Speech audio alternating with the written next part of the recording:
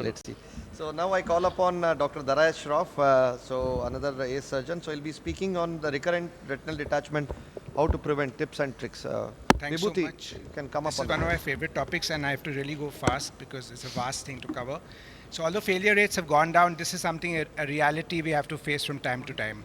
When can it happen? It can happen after pneumatic retinopexy, after a buckle, or after vitrectomy. These are the causes: missed breaks, no breaks, but the most important is our bugbear of PVR. Management options are pneumatic retinopexy, adding a buccal vitrectomy, or doing membrane peeling under oil. So just see for case number one. This is a patient 6'6", macula 1 RD, superonasal fluid, and a tear there after an injury with tennis ball. We did a buccal. You can see the wide angle, the OCT, the nasal OCT. And 3 days post-op, because I love imaging a lot, so this shows the retina is well attached. But this is a shocker. After 3 weeks, we find that there's fluid nasally. And we thought, okay, buccal, sometimes you can have fluid. We waited, but no. Look at the borders of the RD. They're convex borders, something is awry.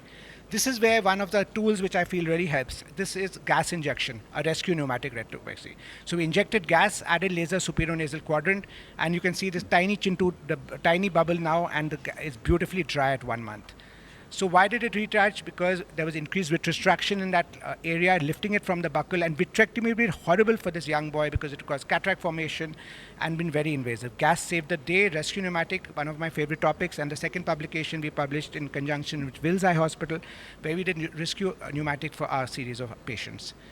So this is a step-by-step approach. When we need to do a revitrectomy, whatever is in the way, remove it. If it's a cataract, take it out. If there's IOL, remove it. If you're friends with Vivek Dave, you can do an endoscopic vitrectomy. But at the start, decide what kind of gauge you want. Do you want a 20 gauge? You can have a hybrid infusion, and that was going to be wonderful. Adding a buccal is always really a wonderful tool, because you can have a circumferential element which kind of forms a posterior aura, and this gives a lot of support. Tackle the posterior PVR, remove the bands and subretinal oil, and if anterior PVR, which is the bugbear, is more, remove the uncut skirt, which is the bugbear and causing this problem. So let's move to the tips and tricks. This is supposed to have an audio. So this is a hidden break. This lady had a recurrence 2 years post silicone oil removal. There was an inferior shallow RD along with previous laser marks, but no obvious break was seen. We tried to locate the break with the help of Schlerine with a brush needle, but we were unsuccessful. We thought out of the box and made a 38 gauge retinotomy and slowly injected subretinal brilliant blue dye. As the dye filled the subretinal space, we had a eureka moment. We saw the blue dye emerge from a very tiny temporal break near a laser mark. Once the break was found, we removed the dye with a brush needle, then performed the fluid air exchange and settled the retina. The other maneuver, which is really my hot favorite, is called tug of war. So you can enjoy the video. In these cases, I like to perform a maneuver called tug of war, based on the shearing force a rope undergoes during the game. We use opposing forceps to tug and shear the membranes gently and relieve the traction without resorting to a retinotomy. See this young, highly myopic girl with circumferential traction bands predisposing to anterior PVR. This maneuver allowed us to bimanually release anterior circumferential traction. We took 2 forceps at 180 degrees to each other, then pulled and shredded the bands holding up the retina.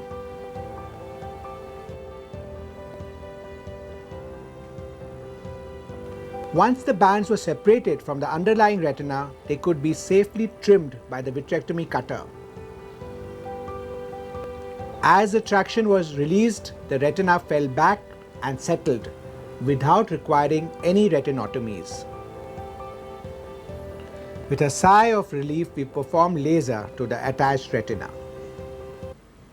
So this is something we published in the IGO tug of war bimanual technique for anterior circumferential PVR and recurrent detachments. Very, very useful technique. AMG is a new kid in the block. I think for lack of time, I won't show the video, but just to show this patient with this huge tear, axial length 30 millimeters, hand movement vision, and we kind of put a graft in. I think we'll skip the video, but you can see how beautifully retina is settled well, and you can see vision from hand movement. It's not great vision 660, but it's fair vision for such a case. You can peel membrane and MP under oil and tamponade. I have a video about Densiron, but there's no time. So We use heavy silicone oil like if you like, actually we'll be having this in my IC on Sunday, so everybody's invited to that. That's on Sunday at 12 noon. So this is the abridged version. You'll see the full version at that time. Thank you so much. Thank you, Dr. Daraius. That was a wonderful presentation. Showed so many various tips and tricks. Any other than what Daraius has shown? Any other tips or tricks our expert panel would like to focus upon? I think one thing can also be that. One thing that can also be is the application of a circumferential or encircling band. If you may not have put in the primary surgery, could also be something that you may look at as a secondary procedure. So it's not that in a recurrent procedure. I think that's something I always do.